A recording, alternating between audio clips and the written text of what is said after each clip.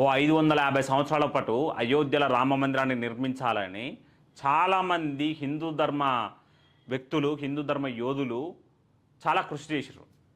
కానీ అది నరేంద్ర మోదీ గారి నాయకత్వంలో సహకారమైంది. ఎల్కే అద్వానీ గారి చొరవతోటి నరేంద్ర మోదీ గారి నాయకత్వంలో అది సాధ్యమైంది. అయితే స్వతంత్రం వచ్చిన కానించి అయోధ్య రామ మందిరానికి వ్యతిరేకంగా కాలడ్డం పెట్టే ప్రయత్నం చేసింది కాంగ్రెస్ ప్రభుత్వం. ఆ తర్వాత వాళ్ళతో చేతులు కలుపుతూ బీఎస్పీ అయినా ఎస్పీ అయినా చేతులు కలిపి ఈరోజు సమాజ్వాదీ పార్టీ అయితే ఇంకా నీచం ఎంవై ఫార్ములాతోటి, మైనారిటీస్ యాదవ్స్ అనే ఫార్ములాతోటి నీచమైన రాజకీయాలు చేసి హిందువులకు వ్యతిరేకంగా పనిచేసిన పార్టీ సమాజ్వాదీ పార్టీ. ఈరోజు కాంగ్రెస్ కూడా స్వతంత్రం వచ్చినప్పటి కానీ ఎటువంటి చర్యలు చేపట్టకుండా, చొరవ తీసుకోకుండా, సమస్యని పరిష్కరించకుండా నానా రకాల ఇబ్బందులు పెట్టారు. హిందూ ధర్మ సంరక్షకులని, హిందూ ధర్మ వ్యక్తులని, హిందూ ధర్మ నాయకులని చాలా ఇబ్బందులు పెట్టారు, జైలులో నిర్బంధించారు. అయినా కూడా రామ మందిర నిర్మాణం ఆగలేదు. మొత్తానికైతే సహకారం చేసుకున్నాం. కానీ ఇప్పుడు కూడా ఆ రామయ్యని, ఆ రామచంద్ర ప్రభుని ఇంకా అవమానించేటట్లు, అపహాస్యం చేసేటట్టు ప్రవర్తిస్తున్నారు. రీసెంట్గా రాహుల్ గాంధీ పార్లమెంటు ఎదుట అయోధ్య రామ మందిర విరాళాల విషయంలో ఏదో అవకతవకలు జరిగినాయని ఒక స్కిట్ చేసిండు. రాహుల్ గాంధీకి ధైర్యం ఉందా మరి వేరే మతాల మీద జరుగుతున్న అన్యాయాల మీద ఫైట్ చేసేందుకు? ఈరోజు ఆ విరాళాల దోపిడీ జరిగిందని గ్రహించిన ప్రభుత్వం స్పెషల్ ఇన్వెస్టిగేషన్ టీంని ఏర్పాటు చేసి ఎవరైతే దొంగలు ఉన్నారో ఆ 8 మందిని పట్టుకొని సుమారు 80 లక్షలని రికవరీ చేసుకొని వాళ్ళ మీద చర్యలు తీసుకోవడానికి సిద్ధంగా ఉన్నా కూడా అపహాస్యం చేసేటట్టు రాహుల్ గాంధీ ప్రవర్తిస్తే నిన్న ఏం జరిగిందనంటే అయోధ్యలో చేపల కూర వండుకొని తిన్నారు కాంగ్రెస్ నాయకులు. అయోధ్యలో ఒక కార్యక్రమాన్ని నిర్వహించుకొని చేపల కూర వండుకొని తిన్నారు. శ్రావణ మాసం, పైగా అయోధ్య ప్రాంతం, ఆ రామయ్య సన్నిధిలా, అంటే ఆ అయోధ్యలో ఎంత ధైర్యం ఉండాలండి? ఇంత హీయమైన చర్యలకి కాంగ్రెస్ ఎందుకు పూనుకుంటుంది? ఈరోజు హిందువులకు వ్యతిరేకంగా ఎందుకు పనిచేస్తుంది? మరి రాహుల్ గాంధీ చెప్పుకోవాలి, నేను హిందువుని కాదు, మతం మారుతున్నాను, మతం మారి ఇస్లాంలకు, క్రిస్టియానిటీలకు జాయిన్ అయ్యి అప్పుడు రాజకీయాలు చేయాలి. అంతేగాని ఈ మతంలో వండుకుంటా కొన్నిసార్లు బొట్టు పెట్టుకుంటాడు, కొన్నిసార్లు దేవుళ్ళని వ్యతిరేకిస్తాడు, కొన్నిసార్లు అపహాస్యం చేస్తాడు. ఇదేందో అర్థం కాదు. నువ్వు ఏదో ఒక స్టాండ్ తీసుకో. నువ్వు హిందువా, క్రిస్టియన్వా, ఇస్లామిక్ మతానికి సంబంధించిన వ్యక్తివా, ఏదో ఒక స్టాండ్ తీసుకో, ఏదో ఒక మతంలో ఉండు. అంతేగాని సెక్యులర్ని చెప్పుకొని హిందువులను టార్గెట్ చేసుకుంటా మిగిలిన సామాజిక వర్గాలని, మిగిలిన మతాలని మాత్రం ప్రైజ్ చేసుకుంటూ ఉండకు. ఒకసారి ఈ వార్తను చూద్దాం. అయోధ్యలో చేపల కూర చిచ్చు, బీజేపీ కాంగ్రెస్ మాటల యుద్ధం. అయోధ్య కాంగ్రెస్ విందులో చేపల కూరపై రాజకీయ దుమారం, మత విశ్వాసాలను దెబ్బతీశారంటూ BJP CM Yogi Adityanath fire. సమస్యల నుంచి దారి మళ్లించేందుకేనని కాంగ్రెస్ ఎదురుదాడి. తాను చేపలు తిన్నట్లు నిరూపిస్తే రాజీనామా చేస్తానన్న అజయ్ రాయ్. అయితే ఏం జరిగిందంటే అజయ్ రాయ్ అనే నాయకుడు రీసెంట్గా ఉత్తరప్రదేశ్ కాంగ్రెస్ కమిటీ అధ్యక్షుడైండు. అయిన తర్వాత మొదటిసారిగా అయోధ్యకి చేరుకోవాలి. అయోధ్యలో ఒక ప్రోగ్రాం ఉంది, ఆ ప్రోగ్రామ్ని కండక్ట్ చేసి అక్కడ రిప్రజెంటేషన్ ఇచ్చి మాట్లాడి వెళ్ళాల్సిండే. కానీ ఆ కార్యక్రమంలో చేపల కూర వంతుర్రు అనే వార్త తెలవంగానే చాలామంది భక్తులు సీరియస్ అయ్యారు. అయోధ్యలో ఉన్న చాలామంది ప్రజలు సీరియస్ అయ్యారు.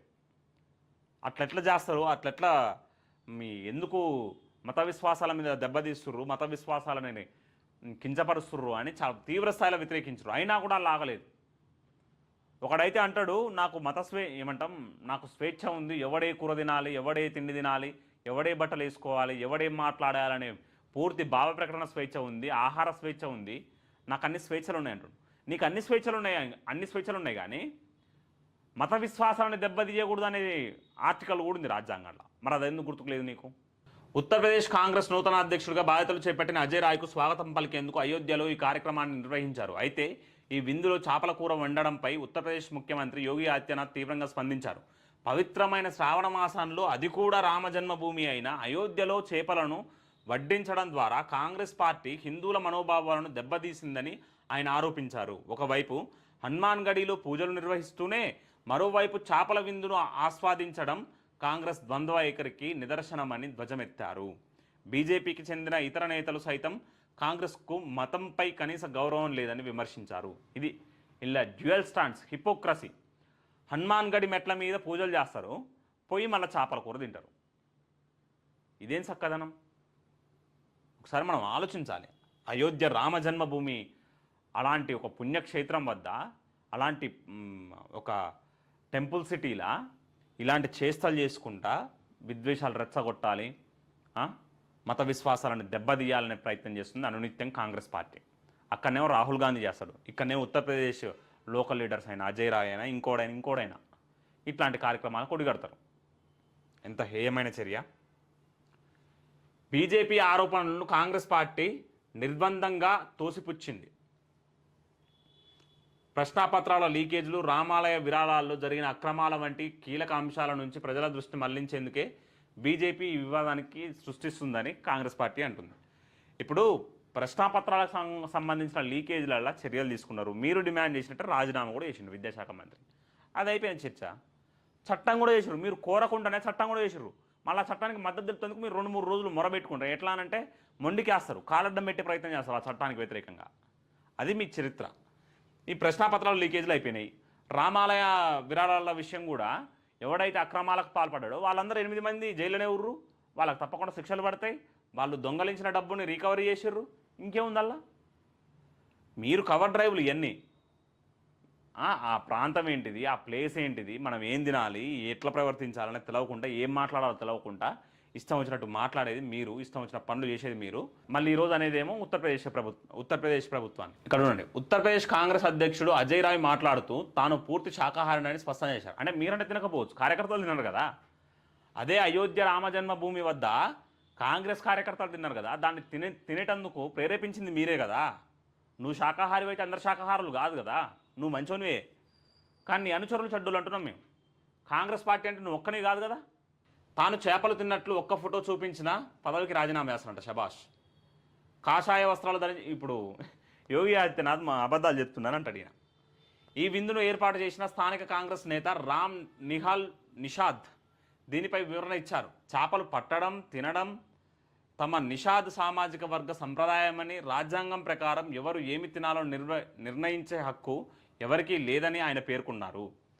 నేను అంటున్నా అదే రాజ్యాంగంలా నీకు ఇష్టం వచ్చిన వృత్తి చేపట్టవచ్చు, ఇష్టం వచ్చినది పట్టుకొని తినొచ్చు, నీ ఇష్టం వచ్చినట్టు బతకొచ్చు. కానీ ఆ సమయం ఏంటిది, సందర్భం ఏంటిది, నువ్వు ఉన్న ప్లేస్ ఏంటిది, అది ముఖ్యం.